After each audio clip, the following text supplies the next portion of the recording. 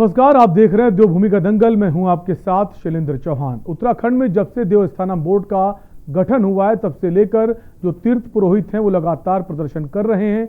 इसी पर हम बात करेंगे। देवस्थानम बोर्ड नहीं थम रहा विरोध।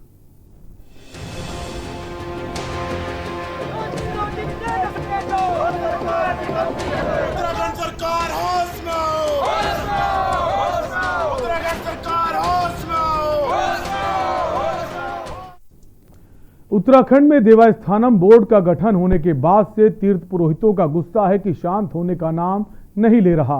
लगातार तीर्थ पुरोहितों द्वारा देवस्थानम बोर्ड को भंग करने की मांग की जा रही है। बावजूद इसके अब तक सरकार ने देवस्थानम बोर्ड पर तीर्थ पुरोहितों के पक्ष में कोई फैसला नहीं लिया है। तीर्थ पुरोहितों को अब विपक्ष का भी साथ मिल रहा है। उत्तराखंड में देवस्थानम बोर्ड को लेकर सियासत भी गरमाने लगी है। इसी पर हम चर्चा करेंगे। उससे पहले ये रिपोर्ट देखिए।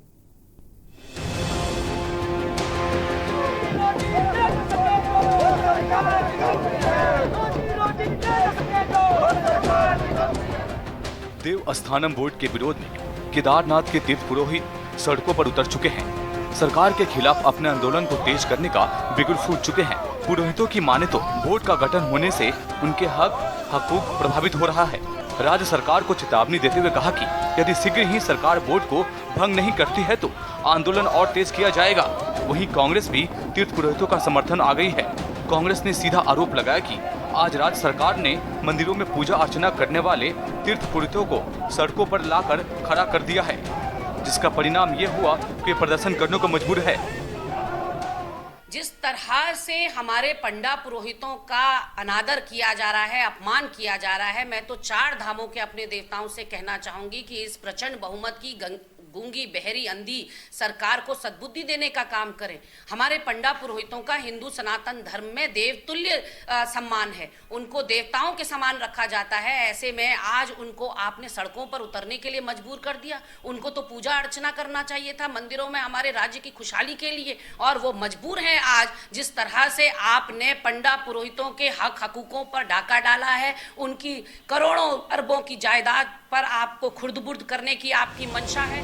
पुरोहितों का मानना है कि सरकार के जबरन देवस्थानम बोर्ड का गठन किया है और जब से बोर्ड का गठन हुआ है तब से लेकर अब तक बोर्ड को भंग करने की मांग की जा रही है। तीर्थ पुरोहितों को समर्थन देने पहुंचे बीजेपी नेता पंकज भट्ट को ऊखीमठ तहसील में तीर्थ पुरोहितों के गुस्से का सामना करना पड़ा और बामुश्किल अपनी जान बचाई।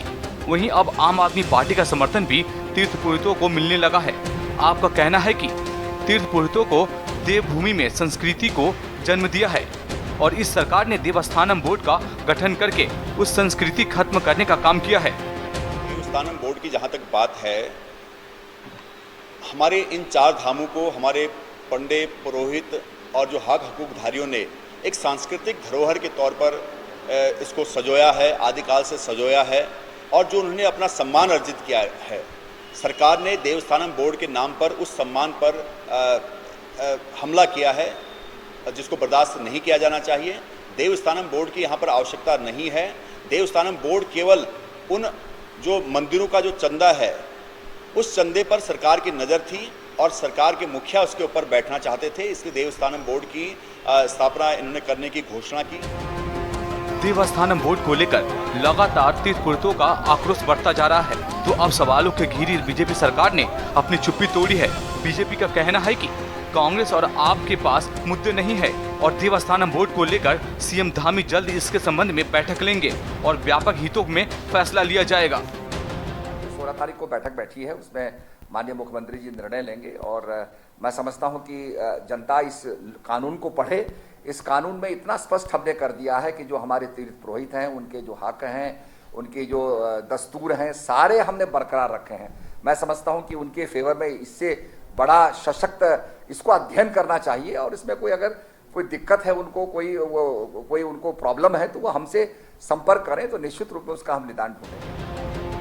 बता दें, पूर्व मुख्यमंत्री त्रिवेंद्र सिंह रावत के राज्य में देवस्थानम बोर्ड का गठन हुआ था। उसके बाद सूबे की कमान तीरथ सिंह रावत के हाथों में रही और उसके द्वारा भी ये आश्वासन मिला कि देवस्थानम बोर्ड पर पुनः विचार किया जाएगा।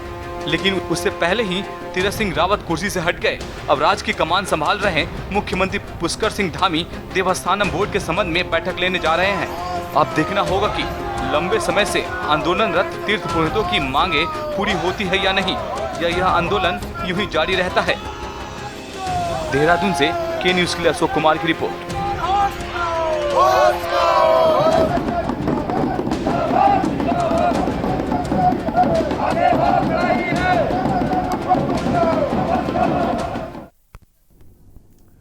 तो देवस्थानम बोर्ड को लेकर जो तीर्थ पुरोहित हैं सड़कों पर उतर आए हैं, लगातार प्रदर्शन कर रहे हैं, लेकिन उनकी जो मांगे हैं वो सरकार अभी तक नहीं मान रही है।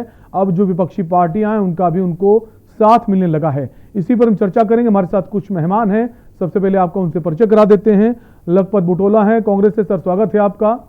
और हमारे साथ राजेश सेमवाल है, सह सचिव हैं गंगोत्री धाम के, सर आपका भी स्वागत है। और साथ ही साथ हमारे साथ प्रभाकर उनियाल हैं, भाजपा नेता हैं, सर आपका भी स्वागत है। सबसे पहले प्रभाकर जी आप ही के पास आऊंगा।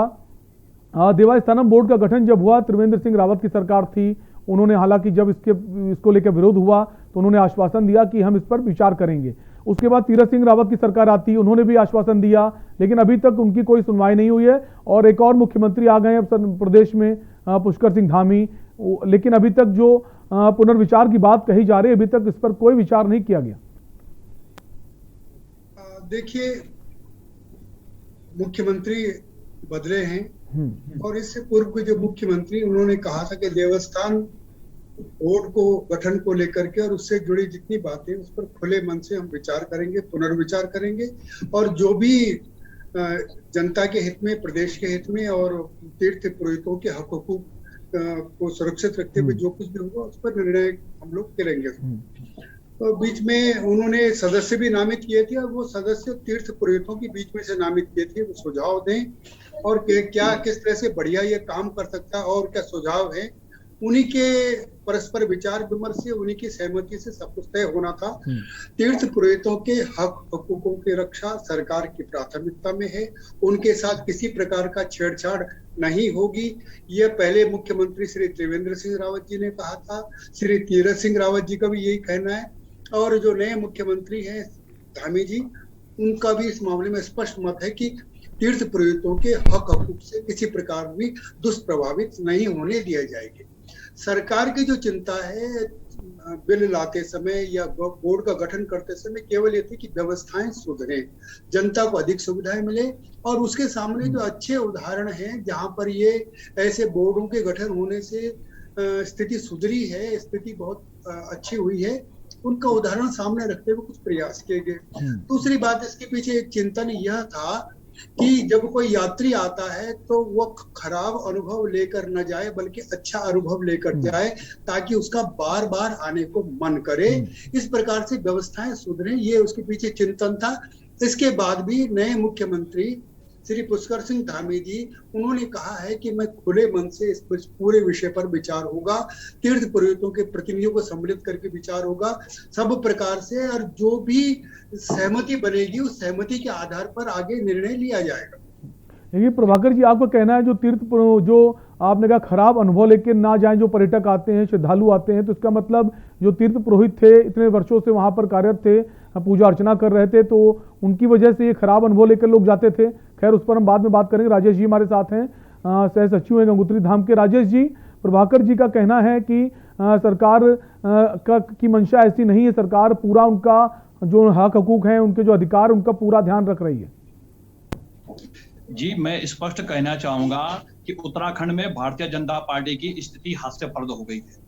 इनके मुख्यमंत्री कहते हैं पुनर्विचार होगा, इनका पर्यटन मंत्री कहता है कोई विचार नहीं होगा, फिर इनके शासकीय वक्ता का जो है स्टेटमेंट आता है पुनर्विचार होगा। ये लोग डिसाइड नहीं कर पाएंगे होना क्या है। और अभी उनियाल जी कह रहे थे कि तीर्थ पुरोहितों के लोगों को जो है सम्मिलित किया गया, आप बहुत गलत फहमी में हैं। वो कोई तीर्थ पुरोहित के प्रतिनिधि नहीं है, वो केवल भारतीय जनता पार्टी के सदस्य हैं और उन्होंने वही बात बोलनी है जो भारतीय जनता पार्टी के लोग चाहेंगे। और उनियाल जी ने कहा कि गलत अनुभव न लेकर के जाएं। हम आपको दावे के साथ बोलते हैं कि अगर आप कभी गंगोत्री आए हो तो हमने गंगोत्री में किस प्रकार से व्यवस्था दी यात्रियों को, कभी किसी यात्री की कोई शिकायत नहीं रही। और हमारे विजिट बुक पर राष्ट्रपति जी से लेकर तमाम अधिकारियों को लिखा हुआ कि ऐसी व्यवस्था कहीं भी नहीं है जितनी बढ़िया व्यवस्था हमने दी है। और मैं उनियाल जी को पूछना चाहता हूं, अगर आपको व्यवस्था बनानी है, रोड अच्छी बनानी है, सड़क अच्छी बनानी है, बिजली पानी देना है, तो क्या उसके लिए मंदिरों का करना पड़ेगा?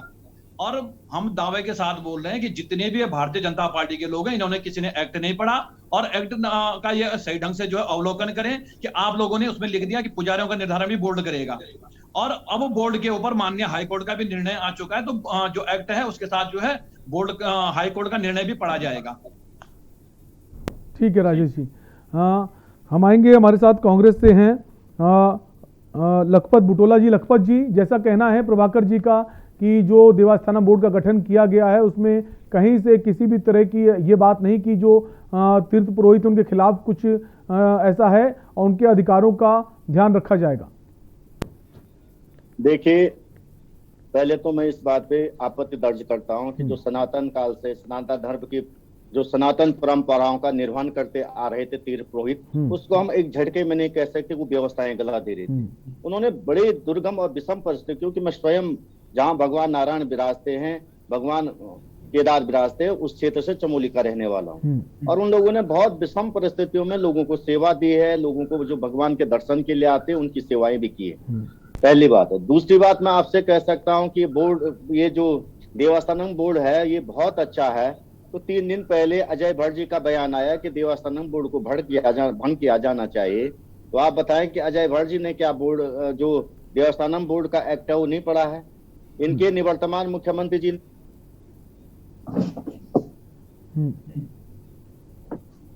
करेंगे और इसके संबंधित है उनको मुक्त करने का काम करेंगे। कांग्रेस तो लगातार सड़क से लेकर सदन तक को उठा रही है। जहां जहां तीर्थ पुरोहितों ने अपने धरने प्रदर्शन दिए, कांग्रेस ने वहां बात उठाने का काम किया, कांग्रेस ने सड़कों पे उठाने का काम किया, सदन में उठाने का काम किया। ये केवल सनातन धर्म के नाम पे वोट तो ले सकते हैं, लेकिन आप जगत को शंकराचार्य की समाधि नहीं बना पाएंगे केदारनाथ में। कोर्ट ने 3 बार डायरेक्शन कर दिया, लेकिन अभी तक समाधि नहीं बनी। मैं एक चीज कह सकता हूं कि जिस तरह से हमारे जो सनातन काल से चली आ रही परंपराओं को जिन लोगों ने, देखो मैं एक चीज, हमारे यहाँ जो दूर दूर मंदिर है, रुद्रनाथ है, तुंगनाथ है, उन जगह जब पंडित लोग पूजा के लिए जाते हैं तो अपना घर बिस्तर छोड़ देते हैं और 6-6 महीने वहां रहते बर्फ में। और उसके बाद घर में ईश्वर न करे कोई दुख हो, बीमार हो, कोई बात हो, वापस नहीं आ पाते। 6 महीना वो कठिन तपस्या करके उन जगह रहते हैं और उन्होंने बहुत मुश्किल हालात। ये केवल आजीविका का सवाल नहीं, ये केवल उन लोगों की एक आस्था है। उन लोगों ने उनका एक पैतृक पीढ़ी दर पीढ़ी चले आ रहा काम है। उन्होंने बहुत, जहाँ 15-15, 20-20 किलोमीटर पैदल जा करके, जहाँ पानी नहीं है, खाने की व्यवस्था नहीं, उन जगह बहुत मेहनत करते हैं और बहुत ईश्वर की आराधना करके वो लोग रहते हैं। उन चीजों पे इन लोगों ने कुठाराघात करने का काम किया। मैं पूछना चाह रहा हूँ कि ये कह रहे हैं कि देवस्थान बोर्ड को कमजोर किया जा रहा है। अंबानी जी के लड़के को तो ये बोर्ड का मेंबर बना देंगे, लेकिन हमारे चमोली का जो आदमी वहां सेवा कर रहा है उसको बोर्ड का मेंबर नहीं बनाएंगे। भाजपा का कोई आदमी आके दिल्ली बंबई से बन जाएगा, लेकिन उत्तराखंड का जो उत्तरकाशी, पिथौरागढ़ और चमोली और रुद्रप्रयाग का आदमी होगा उसको नहीं बनाने का काम किया जाएगा। एक तरफ तो कहते हैं कि धर्मस्व राजस्व मंत्री कहते हैं, मुख्यमंत्री कहते हैं कि हम विचार करेंगे, धर्मस्व राजस्व मंत्री कहते हैं कि हम विचार नहीं करेंगे और वो नियुक्तियां कर देते मेंबरों की। जो इस तरह की बातें की जा रही है, मैं आपसे एक निश्चित कह सकता हूँ, भाजपा को एक चीज लगती है कि हम हिंदुओं के ठेकेदार हैं, हम जो मर्जी करे वैसे चलेगा। इनके सांसद स्वामी जी इस मामले को लेकर स्वयं कोर्ट गए हैं, तीर्थ पुरोहितों के सहयोग से उन्होंने इसमें कोर्ट में लड़ने का प्रयास किया।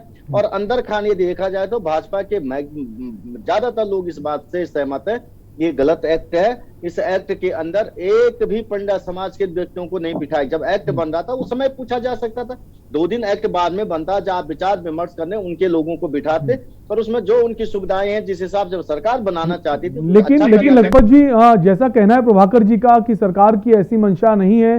सरकार की मंशा है कि जो लोग पर्यटक थे, श्रद्धालु थे, उनको खराब अनुभव ना हो अगर वो दर्शन करने आते हैं। तो ये माना जाए जो तीर्थ पुरोहित थे, जैसा आप कह रहे हैं, वो सेवा करते हैं, जो बाहर से लोग आते हैं उनकी सेवा में लगे रहते हैं और इनका कहना है कि उनको खराब अनुभव मिलता है। देखिए मैं स्वयं मैं चमोली का रहने वाला हूं। मैंने खुद कहा कि उनियाल जी बहुत सीनियर हैं, हमारे बहुत पूज्य हैं। मैं उनकी बात पे पहले वक्तव्य में मैं उनकी बात पे आपत्ति दर्ज करा चुका हूं, क्योंकि ये संपूर्ण उत्तरकाशी, संपूर्ण चमोली, संपूर्ण रुद्रप्रयाग के लोगों का अपमान होगा और उन लोगों का अपमान होगा जो वहां प्रतिनिधित्व देते हैं, जो अपने घर परिवार को छोड़े। स्वयं प्रभाकर उनियाल जी रुद्रनाथ तुंगनाथ गए हैं, वहां 15-20 किलोमीटर पैदल जाके पंडित, हमारे जो पंडित लोग होते हैं वो 6 महीने के लिए, घर में कोई घटना भी हो गई, दुर्घटना भी हो गई तो वापस नहीं आते, वहीं रहते। इस तरह के उन लोगों ने अपना सर्वस्व निस्वार किया है और इसमें हम सवाल उठाए। मुझे लगता है कि सनातन काल से जो हमारी परंपराएं आ रही हैं उन पे कुठाराघात है, पहली बात है। दूसरी बात, मैंने आपसे पुनः कहा कि उनियाल जी ने कहा कि विचार विमर्श किया जा रहा है। सरकार इतनी कंफ्यूज है इसको लेकर के, इतनी कंफ्यूज है कि सरकार के पास न दृष्टि है, न नियत है, न नीति है। सरकार केवल और केवल जो इसकी जो मर्जी आती है वो करती है। और मैं आपसे पुनः सनातन धर्म को यदि कोई ठगने और लूटने का काम करे तो भाजपा करे, भाजपा के लोग करें, भाजपा का समाज कर रहा है और केवल इसके लिए वोट चाहे, बाकी ये इन चीजों को पतन क्यों ले जाने का काम डिबेट में बैठा। ठीक है प्रभाकर जी, जैसा कि अभी राजेश जी ने कहा कि देवस्थानम बोर्ड में जितने भी लोग हैं सब भाजपा के ही लोग हैं और तीर्थ पुरोहित जो वहां के थे उनको नहीं शामिल किया गया है, कितनी सत्यता है इस बात में? मुझसे प्रश्न है जी प्रभाकर जी, सवाल आपसे कि जैसा राजेश जी ने कहा जो देवस्थानम बोर्ड का गठन हुआ है उसमें ज्यादातर लोग जो हैं वो भाजपा के लोग हैं और उनमें तीर्थ पुरोहितों को नहीं शामिल किया गया, कितनी सत्यता है इस बात में? पहले तो मैं ये बात स्पष्ट कर दूं, जो वाक्य मैंने कहा जी वो केवल व्यवस्था संबंधी वाक्य था। व्यवस्था इतनी अच्छी हो कि लोगों का मन बार बार आने को करे, उनको अच्छा अनुभव लेके आए, ये मैंने कहा। और ये पता नहीं उसको कहां से अर्थ निकल गया कि मैंने कहा कि खराब अनुभव लेके जाते, इससे क्या है कि अर्थ का अनर्थ हो जाता है, इसलिए मैंने नहीं कहा। वो भी आपत्ति कर रहे हैं, जो बात मैंने नहीं कही उस पर आपत्ति मत कीजिए, उस पर चर्चा मत कीजिए। ठीक है। एक दूसरी बात है, मैं एक बड़ा निवेदन करना चाहूंगा। ईश्वर की बड़ी कृपा है, मैंने पूरे देश के बहुत सारे स्थानों का, उत्तराखंड के जो 4 धाम है, गंगोत्री, यमुनोत्री, बद्रीनाथ, केदारनाथ, सब मैं स्थान पर गया हूँ। देश के 4 धामों पर गया हूँ, 12 ज्योतिर्लिंग पे गया हूँ, 11 शक्तिपीठों पर मैं गया हूँ और अनेकों स्थानों पर मैं वहां पर गया हूँ। मैंने बहुत से स्थानों की व्यवस्थाएं देखी है, जहां पर व्यवस्था अच्छी है वहां पर बहुत अच्छा लगता है, बार बार आने का मन करता है, आकर्षण करते हैं। जहां पर धक्का मुक्की होती है, किसी प्रकार की कठिनाई होती है, बड़ा मन को कष्ट होता है, ये सामान्य बात है। इसलिए उसको, मेरी बात को उसी परिप्रेक्ष्य में लिया जाए, ये अन्यथा लेने की आवश्यकता है। दूसरी बात है, मैंने इसलिए कहा कि सरकार इस मामले में, बुटोले जी ने भी कहा, ये सरकार की आस्था पर को बहुत महत्व देने वाली सरकार है।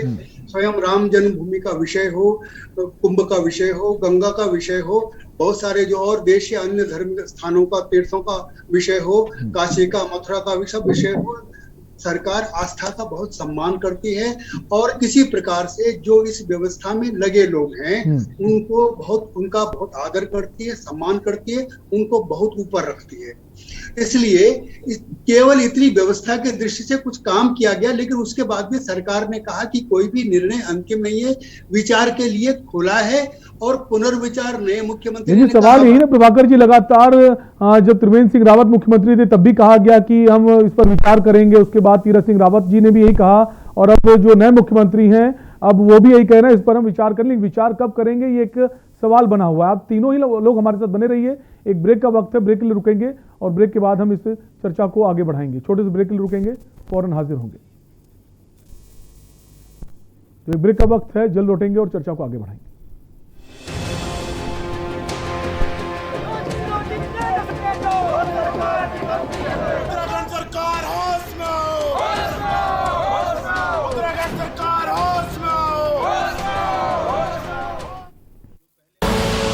आप देख रहे हैं के न्यूज, खबरों का सारथी।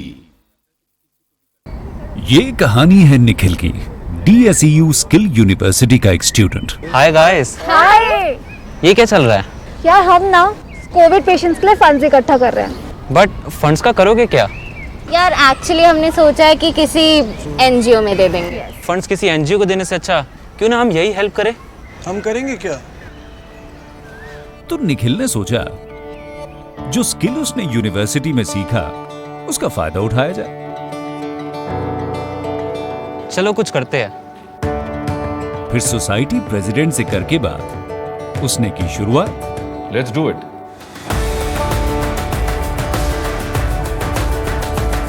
जो भी स्किल उसने अपने कोर्स में पाया उसे अपनाया।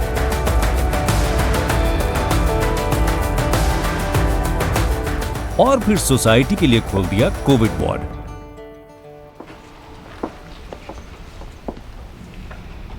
Well done Nikhil. भाई मानना पड़ेगा, जब खिलकर निकलता है स्किल तो सलाम करता है हर दिल।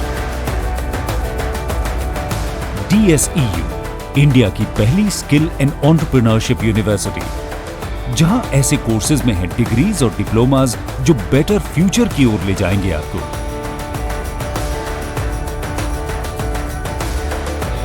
तो एडमिशन के लिए अप्लाई कीजिए।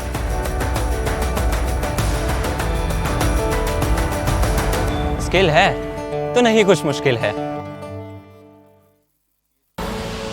आप देख रहे हैं के न्यूज, खबरों का सारथी।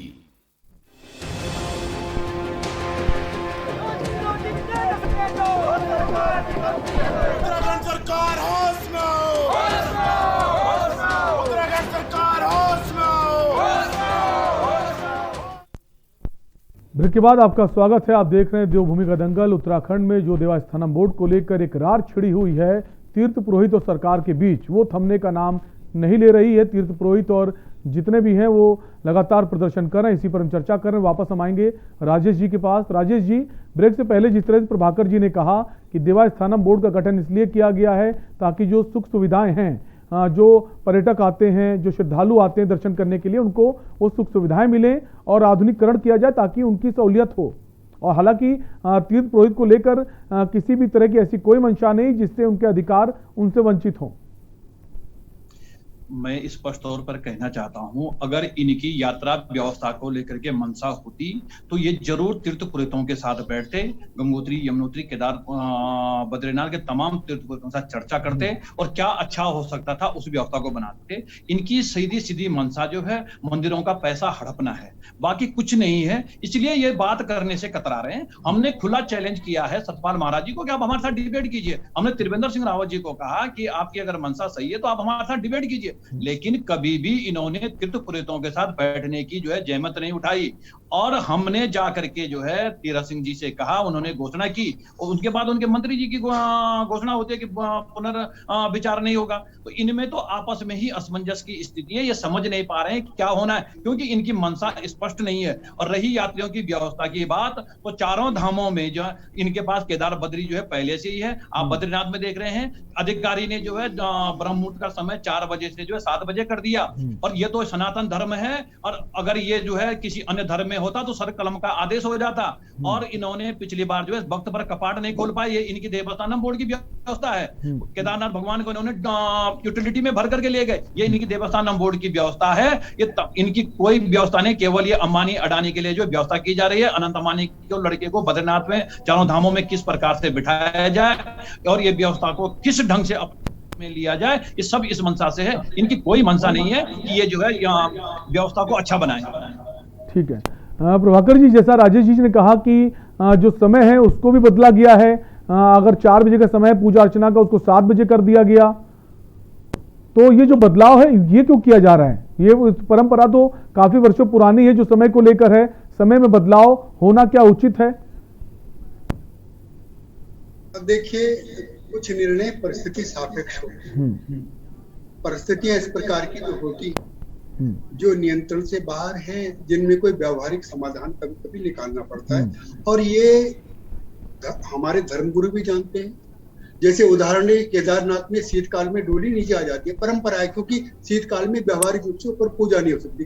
तो बहुत सारे निर्णय जो है वो परंपरा में आए हैं, व्यावहारिक रूप से आए हैं। शास्त्र में लिखित कोई बातें हैं, कुछ व्यावहारिक बातें हैं, तो व्यावहारिक समाधान कई बार निकालना पड़ता है।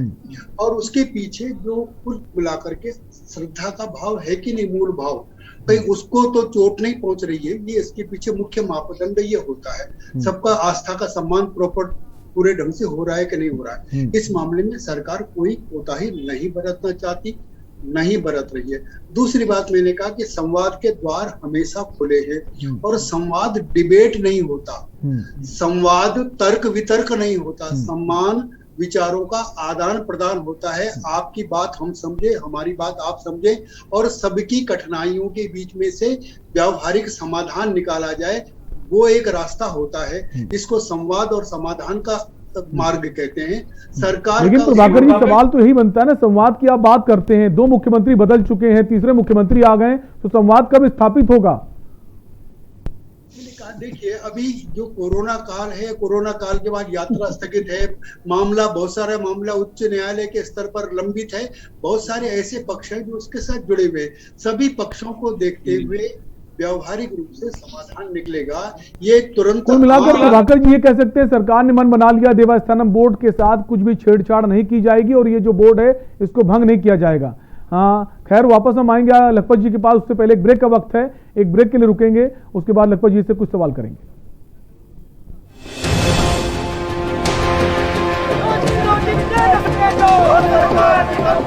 उत्तराखंड सरकार होश में हो, उत्तराखंड सरकार होश में हो। आप देख रहे हैं के न्यूज, खबरों का सारथी। कहाँ जा रहे हो? दुकान पर बैठो और इसे आगे बढ़ाओ। पापा, दुकान आगे बढ़ाने के लिए मुझे दुकान पे बैठने की जरूरत नहीं है। बस बातें करवा लो इनसे।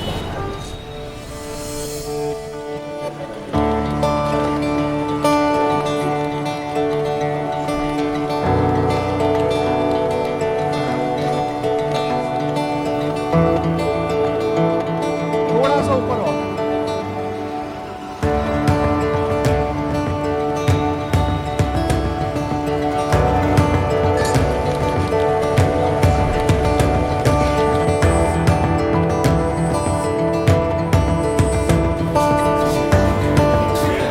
लो जी मैडम, आपके 4 किलो लड्डू।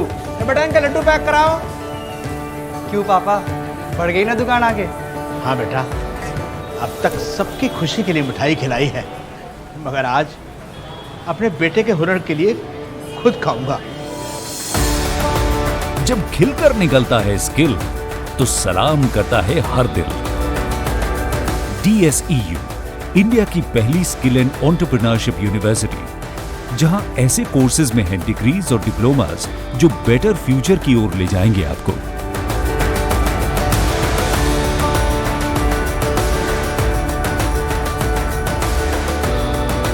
तो एडमिशन के लिए अप्लाई कीजिए।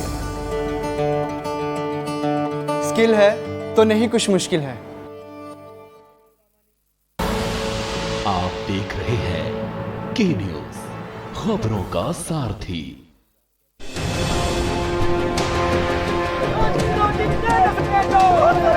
उत्तराखंड सरकार होश में हो,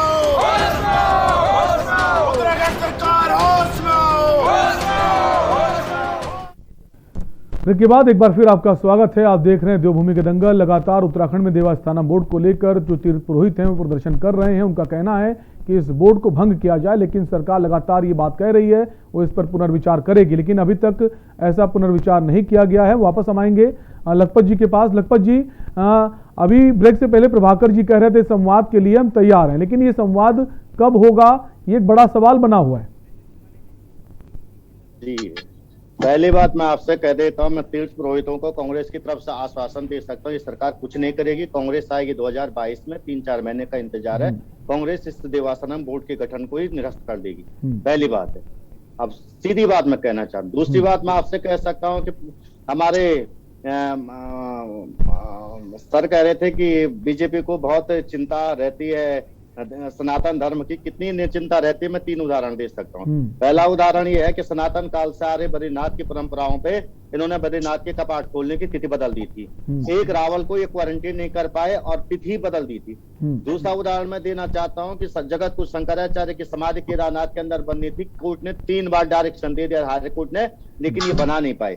तीसरा उदाहरण सबसे बड़ा आजकल है, जो हरिद्वार के अंदर जो दिव्य और भव्य कुंभ करना था, 1 लाख से ज्यादा फर्जी टेस्ट करके इन्होंने वहां भी पैसा खाने का काम कर दिया।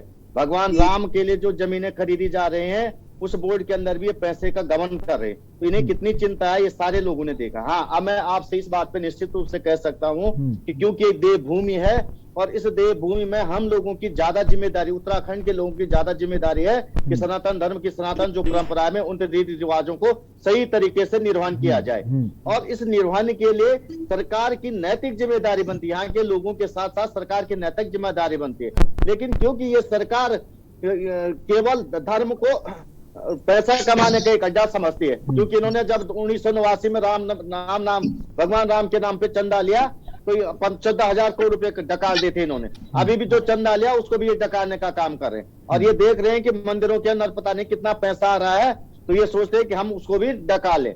लेकिन मैं आपसे निश्चित रूप से कह सकता हूँ कि ये होने नहीं दिया जाएगा उत्तराखंड के अंदर।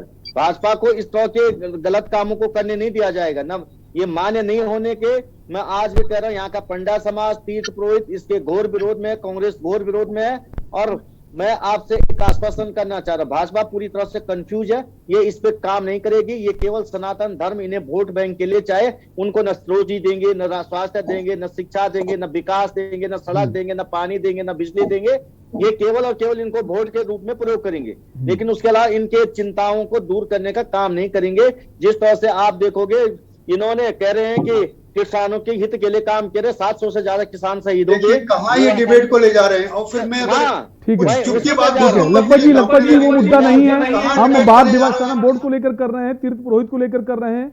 बाकी जो चीजें हैं उसको लेकर बयानबाजी करना ठीक नहीं है। ठीक है, प्रभाकर जी आपके पास आएंगे। ठीक है, लेकिन प्रभाकर जी सवाल ये ना कि आप जैसा कह रहे हैं कि संवाद करने के लिए सरकार तैयार है, लेकिन ये संवाद स्थापित कब होगा? आप कह रहे थे कोर्ट में खड़े होकर के आपका वकील कहता है राम का अस्तित्व स्वीकार नहीं करते, ऐसी बातें कर रहे हो आप। किसानों का भी तो रख रहे, राम का अस्तित्व स्वीकार नहीं करते। सुप्रीम कोर्ट में आपके वकील ने कहा राम जन्मभूमि के आंदोलन में कितनी बातें करी, बद्रीनाथ में अधिकार नहीं, आस्था के विषय में बात करने का अधिकार नहीं है। लड़के को क्यों मेंबर बनाए? अंबानी के लड़के क्यों बनाए? नहीं, सवाल ये अंबानी के लड़के को मेंबर क्यों बनाए बद्रीनाथ के अंदर? ये बताओ, अंबानी के लड़के का क्या योगदान? अंबानी जी के लड़के का क्या योगदान है? समझी जा सकती है। नहीं, अंबानी जी के लड़के का क्या योगदान है? आप किसान आंदोलन में जा रहे हो, क्या क्या हो रहा है किसान आंदोलन में? कितना पैसा क्या क्या हो रहा है दो किसान आंदोलन में? फिर उस पर चर्चा करो। तीर्थ पुरोहितों की बात क्यों कर रहे हो? फिर मिला 14,000 नहीं रह सकते, नहीं रह सकते। आपको उल्टी करनी है यहाँ पर, 14,000 करोड़ को राजनीतिक उल्टी करनी है आपको, इसीलिए चर्चा को बिगाड़ना है। ठीक है लखपत जी, किसानों की बात यहाँ पर नहीं हो रही, यहाँ पर डिबेट हो रही तीर्थ पुरोहित को लेकर, देवस्थानम बोर्ड को लेकर, तो हम चाहेंगे उसी मुद्दे पर बने रहें। हाँ, प्रभाकर जी सवाल आपसे है कि जैसे आप कह रहे हैं संवाद करेंगे, हम संवाद स्थापित करेंगे, लेकिन सवाल ये भी है कि देवस्थानम बोर्ड जो है उसमें क्या ज्यादा संख्या तीर्थ पुरोहितों की नहीं होनी चाहिए थी? बोर्ड में तीर्थ पुरोहितों को नहीं शामिल करना चाहिए था? दर्शकों के मन के अनुरूप। लखपत जी शांत हो जाइए, लखपत जी शांत हो जाइए, वापस आपके पास आएंगे। प्रभाकर जी से सवाल है हमारा। लखपत जी शांत हो जाइए, आपसे हम वापस आएंगे, सवाल करेंगे। प्रभाकर जी सवाल ले लेते हैं। मुझे तो सुन लीजिए, उन्हें बताओ बद्रीनाथ के अंदर अंबानी के लड़के को मेंबर क्यों बनाया गया? इस पे जवाब दीजिए आप, जवाब दीजिए। 2020 के में बद्रीनाथ के कपाट खोलने की तिथि क्यों बदली गई? जो सनातन का हरिद्वार के क्यों बदल दिया आपने? मोल्ट क्यों बदल दिया? अगर आप इन्हीं बोर्डों के भरोसे हैं तो क्यों तिथि बदल गया? आज तक तो पंडितों ने बदला नहीं तिथि। आज वहां बर्फ गिरी, सड़कें खराब हुई, वहां आंधी चली, तूफान चला, लोगों ने समय पे कपाट खोले, उस कपाट की तिथि नहीं बदली गई। और आप एक रावल को सापेक्ष निर्णय है, परिस्थिति क्या होती है? आज तक निर्णय लिए गए, आज तो लोगों के लखपत जी, हाँ ठीक है लखपत जी, ठीक है। प्रभाकर जी सवाल ये भी ना, देवस्थानम बोर्ड का जो गठन हुआ है, क्या सरकार को नहीं चाहिए था कि उस बोर्ड के गठन में ज्यादा से ज्यादा जो संख्या है तीर्थ पुरोहितों की रहे, तो ताकि जो बोर्ड में जो चीजें हो, जो भी योजनाएं हैं, जो भी फैसले हों, वो लोगों के हित में हो? ऐसा मैं बताना चाहता हूँ। राजेश जी आपके पास आएंगे, प्रभाकर जी से सवाल है। मैंने सवाल सुना नहीं, क्योंकि सवाल ये सर, देवस्थानम बोर्ड जो है, देवस्थानम बोर्ड में क्या ज्यादा संख्या तीर्थ पुरोहितों की नहीं होनी चाहिए थी जो सदस्य हैं बोर्ड के, ताकि जो फैसले हों और उनके हक में हो? मैं बार बार इस बात को कह रहा हूं कि देखिए, सरकार इस मामले में, सरकार का मन खुला है, खुले मन से विचार करने को तत्पर है। संभावनाओं के, संवाद के द्वार बंद नहीं हुए हैं, नेतृत्व परिवर्तन हुआ है और जो नए मुख्यमंत्री हैं वो खुले मन से सभी विषयों पर विचार करने को तत्पर हैं।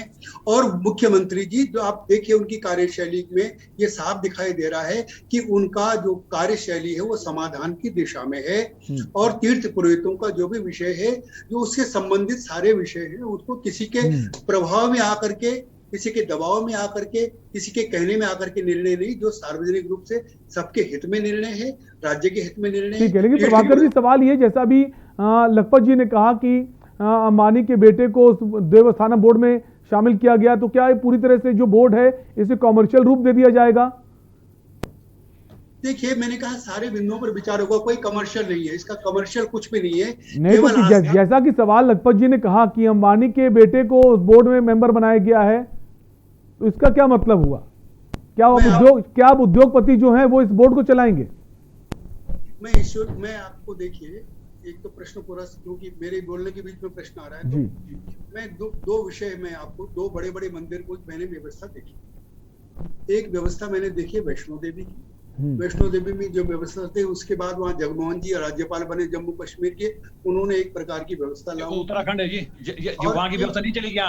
अरे भाई, बात राजेश जी आएंगे आपके पास, उनको बात पूरी कर लेने दीजिए। दूसरा मैंने व्यवस्था भगवान तिरुपति देवस्थान की व्यवस्था देखी। इन व्यवस्थाओं पर उनका जो पैसा है सर, वो मंदिर की व्यवस्थाओं पर, मंदिर के विकास पर, उसी पर सब खर्च हो रहा है।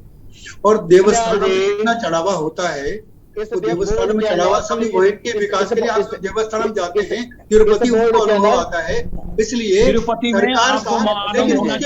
सरकार सारी बातों पर विचार करने को सरकार तत्पर है। और तीर्थ पुरोहितों के लेकिन प्रभाकर जी सवाल ये है ना कि अब जो उत्तराखंड का जो देवस्थानम बोर्ड है, क्या उत्तराखंड के लोगों की भागीदारी नहीं होनी चाहिए? क्या तीर्थ पुरोहितों की भागीदारी नहीं होनी चाहिए? क्या आप उद्योगपति के बेटे बोर्ड को चलाएंगे?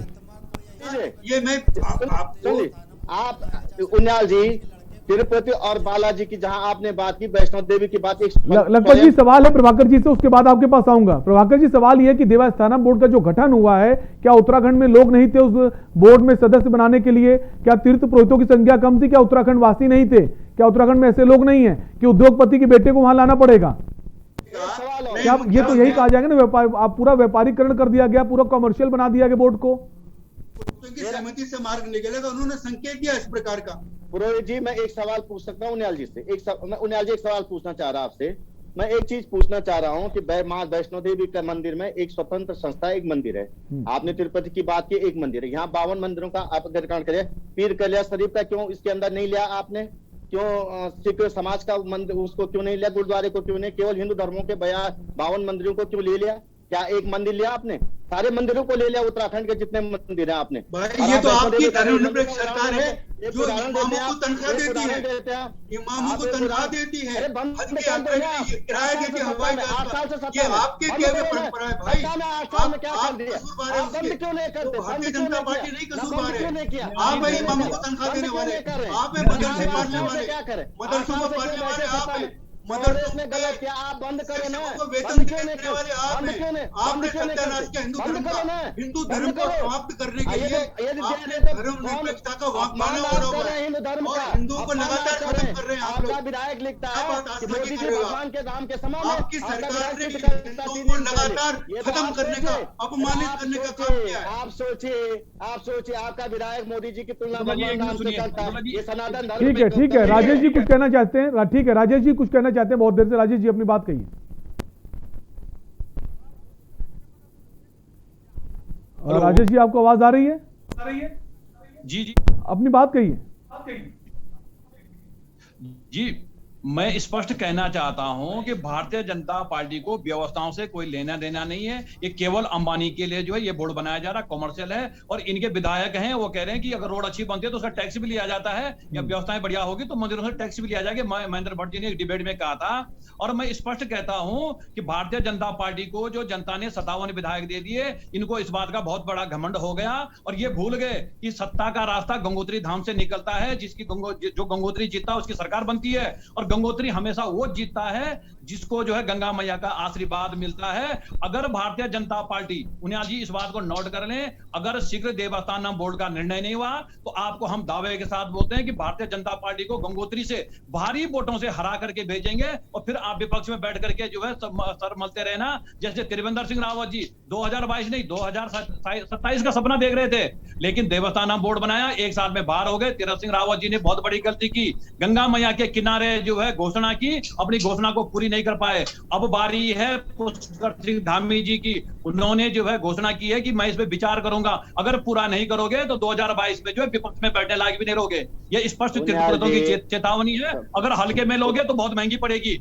अभी आपको केवल घमंड है कि हमारे पास विधायक हैं, आप चला लीजिए सरकार, लेकिन आने वाले समय में तीर्थपुरोहित धामों में पूजा अर्चना करेंगे और आप लोगों को बता देंगे कि तीर्थपुरोहितों में के अंदर कितनी शक्ति है, कितनी श्रद्धा है, धामों के अंदर कितनी श्रद्धा है, जिसको आप जो है अभी नजरअंदाज कर रहे हैं। और गंगोत्री से सत्ता की चाबी निकलती है, उस चाबी को हम आपको 2022 में बता देंगे।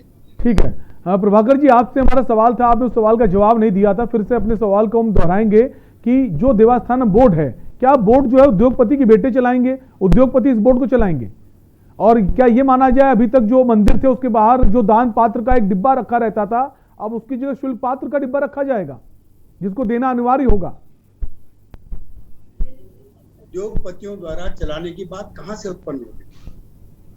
उद्योगपति तो उद्योगपतियों का केवल ये है कि जो आस्थावान लोग हैं वो उसके जो आर्थिक पक्ष है उसमें उत्तरकाशी के लोग योगदान करेंगे, चलाएंगे। जो प्रभाकर जी, अभी लखपत जी ने कहा है जो अंबानी के बेटे हैं उत्तराखंड के देवस्थानम बोर्ड से वो क्यों जुड़ रहे हैं? सवाल यही ना, देवस्थानम बोर्ड का जो गठन हुआ है उत्तराखंड में हुआ है, 4 धाम के लिए हुआ है, तो ये उत्तराखंड में क्या लोग नहीं है? क्या तीर्थ पुरोहित नहीं है? क्या बुद्धिजीवी लोगों की कमी है कि हम बाहर में उद्योगपति के बेटे को लाकर वहां के सदस्य बनाए? देखिए, जब मैंने कहा कि पुनर्विचार का पूरा मार्ग खुला है, संवाद के रास्ते खुले हैं और कोई भी निर्णय इस प्रकार का अंतिम रूप से निर्णय हो गया ऐसा नहीं है। जब सरकार वार्ता करने के लिए लेकिन जो फैसला हुआ है, लेकिन आखिर क्यों है? सवाल तो यही पूछ रहे हैं ना आपसे, आखिर ऐसा फैसला लेने की जरूरत क्यों पड़ी कि जो उद्योगपति हैं उनको देवस्थानम बोर्ड से जोड़ा जाएगा? तो कहीं ना कहीं मन में प्रश्न तो उठता है ना कि जो बोर्ड है पूरी तरह से कॉमर्शियल होगा, अब हमें उसके लिए शुल्क भी देना होगा मंदिर में आने के लिए, बिना शुल्क के हमारी एंट्री नहीं होगी, ये माना जाए?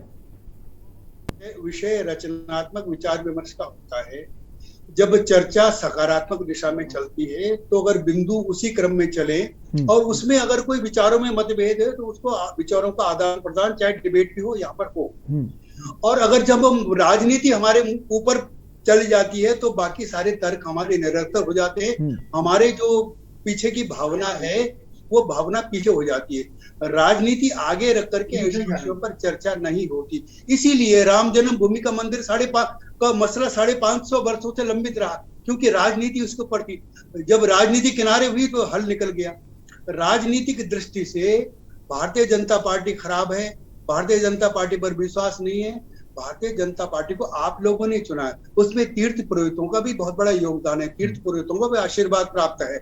और इसीलिए हम कह रहे हैं, मैं पहली बात प्रारंभ की कि हम सम्मान करते हैं, उनकी भावनाओं का सम्मान करते हैं, उनसे बात करने के बाद ही। और मैंने कहा कि मुख्यमंत्री जी ने संकेत दिया है कि तीर्थ पुरोहितों की भावनाओं का सम्मान। अरे प्रभाकर जी, वो तो पिछले कई समय से संकेत दे रहे हैं। अगर त्रिवेंद्र सिंह रावत की बात करें, उन्होंने कहा था पुनर्विचार करेंगे, उसके बाद आपकी तीरथ सिंह सरकार आई, तीरथ सिंह रावत ने भी कहा पुनर्विचार करेंगे, इसको बदलेंगे जो भी कमियां हैं। लेकिन उसके बाद नए मुख्यमंत्री आए हैं, तो लगातार मुख्यमंत्री बदल रहे हैं, लेकिन जो बोर्ड है वो नहीं बदल रहा है। बोर्ड को ना भंग किया जा रहा है, ना उसमें बदलाव किया जा रहा है। और कहा यह जा रहा है कि अब उद्योगपति जो है अब वो इस बोर्ड को पूरी तरह से चलाएंगे। लखपत जी के पास आएंगे। लखपत जी, जैसा कि आपने कहा कि उद्योगपतियों को शामिल किया गया, तो क्या अब हम ये माने कि आने वाले समय में दर्शन करने के लिए शुल्क भी देना होगा? तीर्थ पुरोहित यहाँ के आस्थावान लोग, उनके हाथों में सब कुछ रहने ठीक वाला है, ठीक है, ठीक है। लखपत जी से सवाल है। लखपत जी, क्या अब हम ये माने कि आने वाले समय में दर्शन करने के लिए हमें शुल्क भी देना होगा?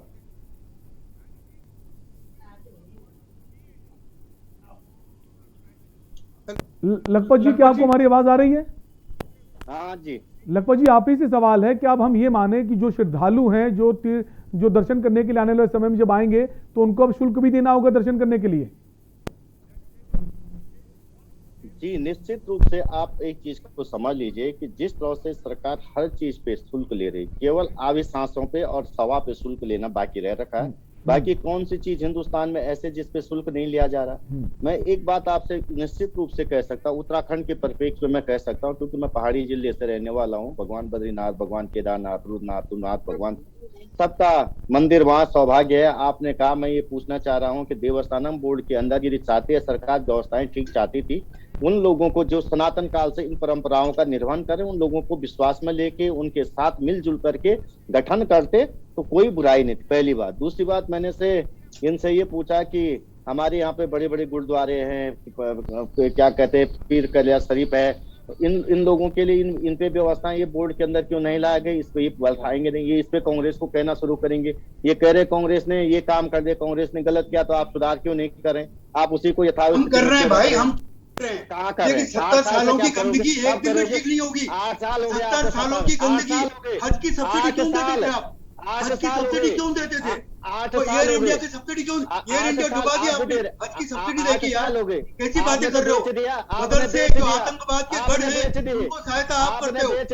मगर तुमको जो आतंकवाद का गढ़ है उनको सहायता, उनके इमामों को तनख्वाह आप देते हो। कैसी बातें कर रहे हो आप? हमसे पूछ रहे हो बंद क्यों नहीं की? बंद क्यों? हमने सुन ली, हमने तीर्थ पुरोहितों को भी तनख्वाह देने का काम किया। हमारी सरकार ने ये फैसला लिया था, तीर्थ पुरोहितों को देने का काम किया था। सुन लीजिए, आप जहां डिबेट को ले जाना चाह रहे हैं और आपको गलत लगता है, आपकी सरकार 8 साल से सत्ता में है और आप एक क्या कहते हैं, मस्जिद का भोपू बंद नहीं करा पा रहे हैं और आप कह रहे हैं हम तनख्वाहें बंद कर, क्यों नहीं बंद कर रहे हैं आप ये बताओ, बंद करने का काम क्यों नहीं किया जा रहा? आप तो कह रहे थे कि हम सब जगह से लाउड स्पीकरों को बंद करेंगे, क्यों नहीं करें? केवल चैनल पे बंद होगा। कब होगा? देशद्रोही काम, समाज को तोड़ने वाले काम सारे बंद होंगे। कब होगा? सारे बंद होंगे। ये जो देश के टुकड़े टुकड़े खंड करने का जो काम है ना, जिसको आपने पाले पोसते रहे इतने दिनों तक, ये देश आपने बनाया, ये देश आपने बनाया के नाम पर सब बंद होगा। ये खेल, ये देश आपने बनाया, बंद कर रही है भाजपा का, क्या जनता बंद कर रही है? कांग्रेस पार्टी को हाशिए पे बिठा के, कांग्रेस पार्टी को हाशिए पे बिठा के जनता ही राज करे कांग्रेस का, कांग्रेस की मनोवृत्ति का भी। इस देश आप कितने झूठ बोलेंगे यहाँ पर? हम ये करेंगे, हम वो करेंगे, ना नॉर्मल केयर होगा, ना राधा नाचेगी। चलो, हिंदुस्तान में बनाने में क्या योगदान? ठीक है लखपत जी, ठीक है। प्रभाकर जी, आप 70 सालों की बात कर रहे हैं, हम 70 सालों की बात नहीं कर रहे हैं। अभी सरकार आपकी है तो सवाल आपसे पूछे जाएंगे। सवाल ये, आप देवस्थानम बोर्ड की बहुत तारीफ कर रहे हैं, लेकिन ये बताइए, जो कोरोना काल था, क्या बोर्ड की जिम्मेदारी नहीं बनती थी कि जो तीर्थ पुरोहित हैं, जिनके हक हकूक उस मंदिरों से जुड़े हुए हैं, उनकी मदद की जाए, उनको राहत पहुंचाई जाए? क्या सरकार ने किया या फिर आपके बोर्ड ने ऐसा किया? अपना यहाँ पर विपक्ष का नेता नहीं चुन पा रहे हैं। आपकी स्थिति तो ये है, आप छोड़ दीजिए, आपकी स्थिति तो ये है भाई, आप अपना नेता नहीं चुन पा रहे हैं, आप राष्ट्रीय अध्यक्ष नहीं चुन पा रहे हैं, और आप कह रहे हैं हम तो बड़ा निर्णय लेंगे, हम ये निर्णय लेंगे, हम वो निर्णय लेंगे। निर्णय लेने वाले होके ये दुर्गति नहीं होती आपकी पार्टी की। ठीक है। राजेश जी से सवाल है। राजेश जी, ये बताइए, क्या तीर्थ पुरोहितों की कमी रह गई है? बोर्ड में उनको नहीं शामिल किया जाएगा? इसमें अंबानी के जो बेटे हैं उनका क्या काम है? तो मुझे ऐसे जवाब देने पड़ेंगे। ठीक है। राजेश जी से सवाल है। राजेश जी से सवाल है हमारा। राजेश जी, क्या तीर्थ पुरोहितों की कमी रहेगी उत्तराखंड में कि बोर्ड में उनको नहीं शामिल करके बाहर के लोगों को शामिल किया जाएगा? अब उद्योगपति के जो बेटे हैं, अंबानी के बेटे को उसमें शामिल किया जाएगा? ये जो बोर्ड बनाया जा रहा है, ये तो अंबानी के लिए ही बनाया जा रहा है। अगर इन लोगों को हमारी व्यवस्थाओं के लिए बनाना होता तो हमसे वार्ता करते। आप उसमें सदस्य देखिए, उसमें जो है एक दिल्ली से भी सदस्य हैं। ये सब जो है अंबानी अडानी के लिए व्यवस्था हो रही है, ये उत्तराखंड के लिए नहीं हो रही है। ये सरकार बैठी है इन्हीं के को कमाने के लिए बैठी है, और इनको तो मंदिरों से पैसा चाहिए, बाकी कुछ नहीं है। मैं उनियाल जी को कह रहा हूं, अगर आपकी बहुत अच्छी व्यवस्था है तो आप सतपाल महाराज को समझाइए। ठीक है, वो क्यों ना समझ बना है, समझाइए उन्हें। और जब मुख्यमंत्री जी ने कहते हैं पुनर्विचार होगा, तो क्यों स्टेटमेंट दे रहे हैं बीच ठीक है, पुनर्विचार होगा ये कहा जा रहा है, लेकिन पुनर्विचार कब होगा ये एक बड़ा सवाल बना हुआ है। आप तीनों ही मेहमानों का बहुत बहुत शुक्रिया चर्चा में जुड़ने के लिए। तो लगातार हम इस पर चर्चा कर रहे थे कि देवस्थानम बोर्ड का जो गठन हुआ है, लगातार इस पर प्रदर्शन हो रहा है, लेकिन सरकार की तरफ से सिर्फ आश्वासन दिया जाता है कि इस पर पुनर्विचार होगा, लेकिन कब होगा ये सवाल बना हुआ है। फिलहाल इस चर्चा में इतना ही। देखते रहिए के न्यूज़ इंडिया। नमस्कार।